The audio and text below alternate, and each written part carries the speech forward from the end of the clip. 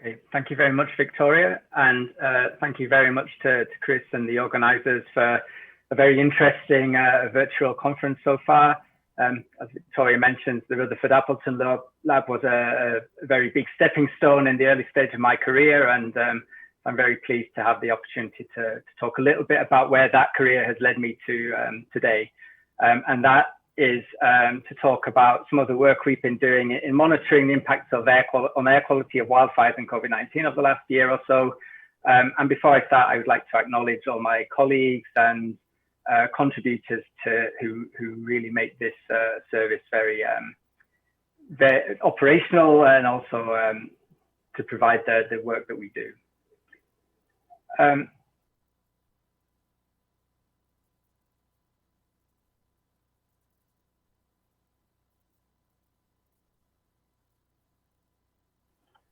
I just wanted to say a very quick word on the Copernicus program and the role of ECMWF. So the Copernicus program is an Earth observation and monitoring program. And at the heart of it are a series of satellites called the Sentinels, and the data from these feed into some data services, of which two are implemented by ECMWF. These are the Atmosphere and Climate Change Services, and we also contribute to the Emergency Management Service. And the bottom line of all this is user-driven services with free, unrestricted data access. That's satellite data and the data services.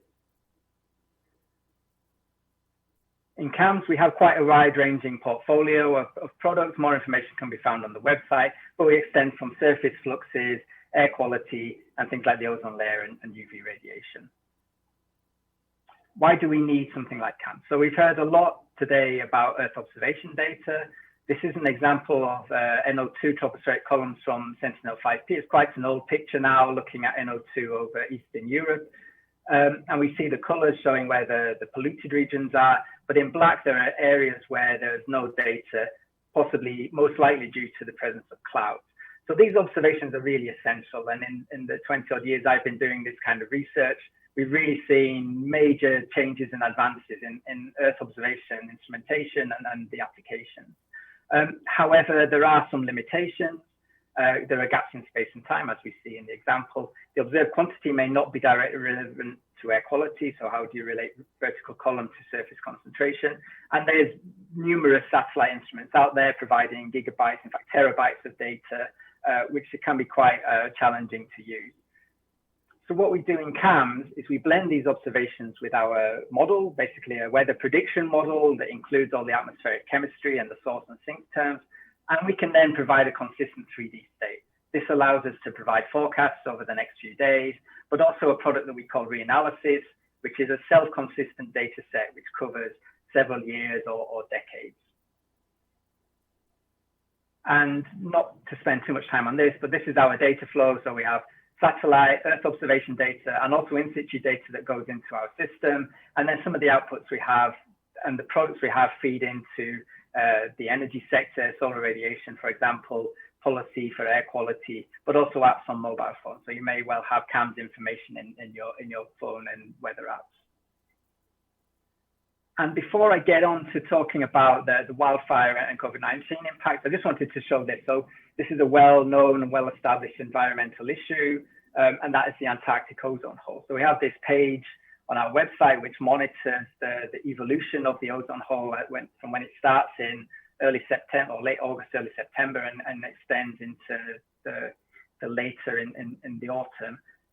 For our autumn, I mean. But what's been unusual this year is a very persistent ozone hole that's lasted well through November and actually still existing today. And the bottom left panel shows the forecast chart from yesterday, showing that there's a very clear ozone hole over Antarctica and over heading towards South America. And I mentioned Reanalysis, which is this consistent data set. For CAMS, we have a Reanalysis that goes back to 2003, but we can combine that with the ERA 5 meteorological reanalysis to give some context of 4 decades of Antarctic ozone hole. And this is really it's a nice figure to look at and just to show you some of the information that we have related to the ozone hole. So the work I've been doing in recent years, and in fact over the last 10 years or so, has been really focused on wildfires and what that means for atmospheric composition. We monitor active wildfires using Earth observation data, and this is work we've been doing over the years in conjunction with NCO and Martin Worcester's team at KCL, and they're really instrumental in being able to provide the information that we do. Currently, these are based on the MODIS instruments on NASA Terra, and the map on the left there is showing the polar projection of all the fire locations in between June and August 2020 in terms of fire radiative power, and this is basically the radiative heat output from the fires. And what we can see is a cluster of red symbols in the Arctic Circle in the far northeast of Russia, which persisted throughout the summer. The chart on the right at the top is a time series of the daily total fire radiative power for the Arctic Circle. And we can see in red 2020, in yellow 2019, and in gray a mean daily total, which you probably can't make out. But from early June through till August, we saw really persistent widespread wildfires in both this summer and last summer. The chart at the bottom is we can use this FRP to estimate the emissions. This is estimating the total emission of CO2 between 1st of June and end of August from 2003, which is the start of our fire emissions data set, up till 2020. And we can see that 2020 and 2019 both tower above the previous years in that data set. We would expect to see some fires in the Arctic Circle in the summer months, and this animation is showing then the June to August fire locations from 2003 to 2020. We can see a lot of interannual variability, a lot of fires in the boreal forests of Eurasia and North America. But if you focus within the Arctic Circle, we see very little activity, and certainly nothing at the scale that we've seen over the last 2 years. And so this is something that's really caught the media's attention and the wider public attention, and so shows one of the benefits of monitoring wildfires and air pollution in real time. On this slide, this is an animation that's showing organic matter aerosol optical depth analyses. That is to say that where satellite data has been assimilated into our model. It shows basically the smoke from the fire emissions of the far northeast of Russia. And as we get into later August and September, we see fires in California, Colorado, and we'll see that smoke cross the North Atlantic, and actually it will make its way all the way around the hemisphere. And also the smoke from Siberia reaching across the Arctic Ocean and the Pacific Ocean. I mentioned earlier that we can relate this then also to air quality, and we can again use our reanalysis, again, which is a very self-consistent data set, and to look at surface PM2.5 air pollution in the polar regions. So on the left, we're looking at a climatology of PM2.5 from 2003 to 2018. And then in the middle and on the right, we're looking at the anomalies where we're subtracting that climatology from the information for the summer of 2019 and the summer of 2020. And in red is where the PM2.5 is higher than that climatology, and blue is where it's lower. And so in general, the pattern of this PM2.5 matches very well the pattern of the fire distribution that we saw in the previous slide, and clearly very significant air quality impacts in the local populations in the local area when these fires are taking place. One interesting thing to note is that in Canada we see this blue area in 2020, and it's been a very low fire season in Canada this year, so we see much less pollution related to fires there. So that's a very quick look at the fires, and I'm going to move on now to talk about the COVID-19 impacts. And again, I don't want to go into the details of this slide. We have a mini slide through our webpage, which provides a lot of information on changes in different air pollutants at European cities and across at the European scale from the beginning of January through till the present day. And these are updated every day. And they give a sense of how pollutants have changed relative to the lockdown measures for different places.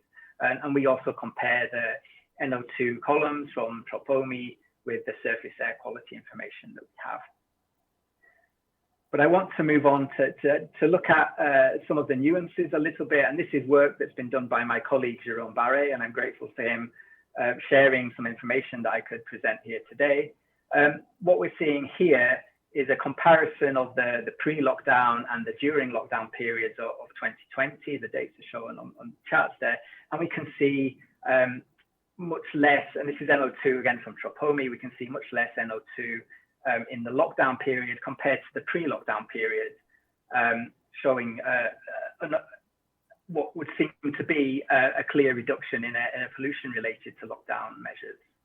However, if we compare with 2019, we see that in general 2020 is lower, but also going from the equivalent pre-lockdown to lockdown period, we see some reduction in NO2 in 2019 also. And one thing that we really need to bear in mind when we're looking at Earth observation data and trying to understand changes in air quality is that we need to take into account changes in meteorology. So just very quickly, I just want to show that this is comparing surface temperature anomalies from the ERA5 from the Copernicus Climate Change Service. On the top row for February 2020, 2019, we see darker red colors in 2020, meaning higher surface air temperatures. And then the bottom two charts are showing distributions of wind speed, surface wind speed over the domain. The point here is that in the pre-lockdown period of 2020, there was much stronger wind speeds and the conditions were less conducive to a buildup of pollutants. But after lockdown, the conditions were much more stable.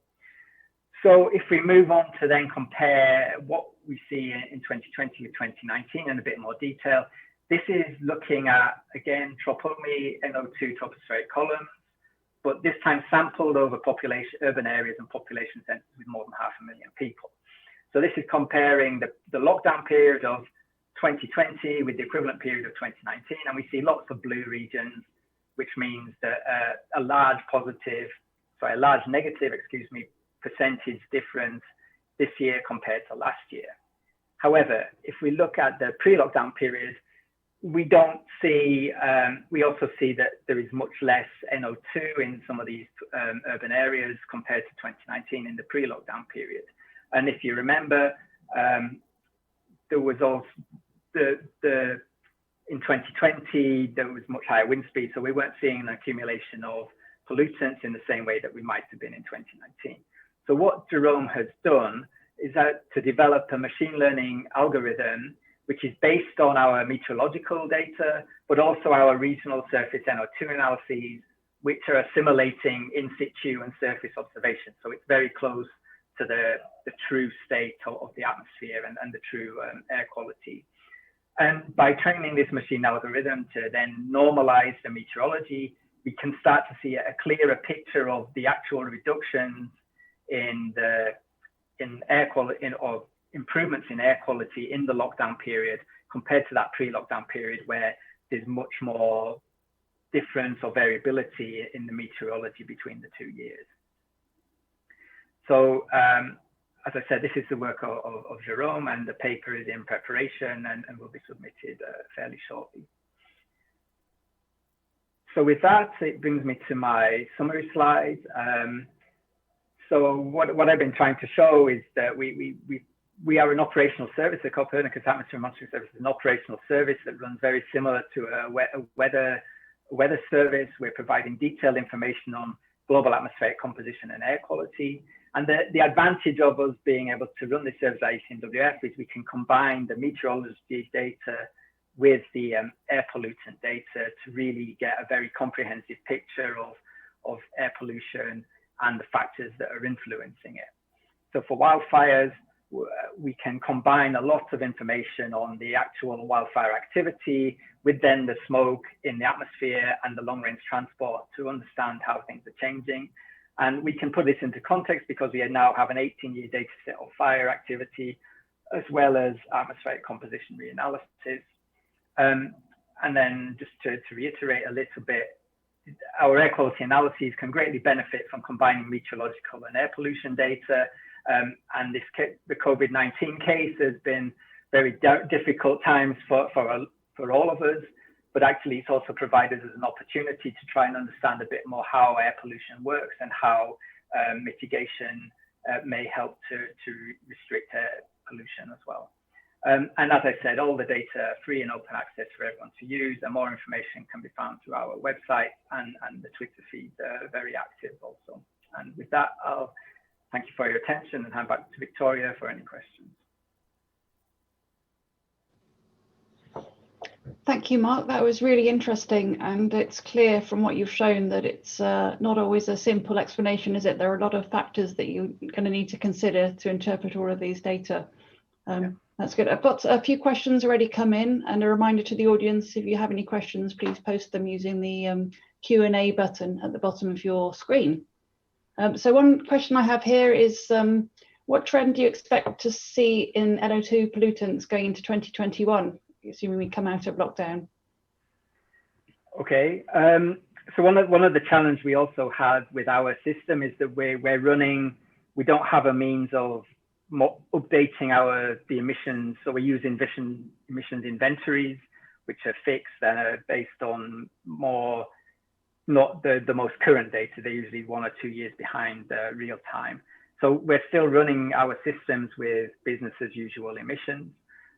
But we are involved in studies where we're looking at how we can better manipulate or better update those emissions inventories to provide more up-to-date information. And there's also the possibility that using the satellite observations, we can have more near real-time information on emissions activity from different sectors. And this is an active area of research and operations, which over the next few years, we should start to see systems where we're able to use Earth observation data more directly to understand emissions changes. Okay, so a lot of potential there then. You mentioned on the wildfire story, but presumably also on the COVID-19, that there is media interest in these results. You've got quite a complex story to get across to media interest. Have you got any tips for dealing with that? Yeah, this is of course a very big challenge, and it's I mean, for communicating our research anywhere, and it applies to everybody, I think, who's listening in today. How you boil that down and get across complicated stories with in a simple way that's understandable and relatable is always a challenge. But I think one of the key things that we have with our data sets, for example, is we go through a very rigorous and routine validation and evaluation so that we have confidence in the data. So we understand our data products very well, and we're able to then confidently convey the information that we've got. Another advantage of having free open access data is that the data is all there. So anybody can take it and see for themselves if they don't have to take our word for it, if you see what I mean. So and that in a way that keeps us honest as well. So we try and keep it simple because we want people to use the data and to then also contribute to the story as well. Sure, yeah, that makes sense. Has CAMS contributed to epidemiological studies relating to long-term exposure effects and health? It was mentioned on one of the earlier slides, and there are activities at different institutes around Europe that are looking into this, and they're using CAMS data to do this. Some of our products are also, so PM2.5 I showed, so this is the role of aerosols in transmission, and this kind of thing is something that's being studied, and you could be using our data to look at the transmission and then the relation to epidemiology as well. Yeah, so that should give some interesting results too. So you're obviously using a lot of data sources and models. Is there, if there was one single data source that you could add into the system that would give you a lot more information, is there something that you'd pick or invent? I think if you'd asked maybe 3 years ago, we would have said something like Sentinel-5P. I think that's been a real step change in identifying point sources of pollution, but also the plumes. I think Sentinel-5P was launched at a time when there was volcanic activity, and straight away comparisons of that data against the most recent previous instruments, there was a very clear shift in the detail that you could achieve. So we're at an age now, I mean, we heard golden age of heliospheric physics and ice giants and everything else.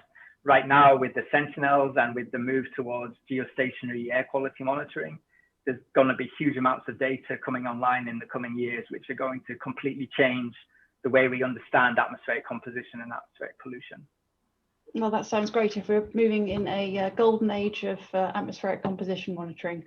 Thank you very much, Mark. That's great. I also understand it's your birthday today, so many happy returns. Thank you. Thank you.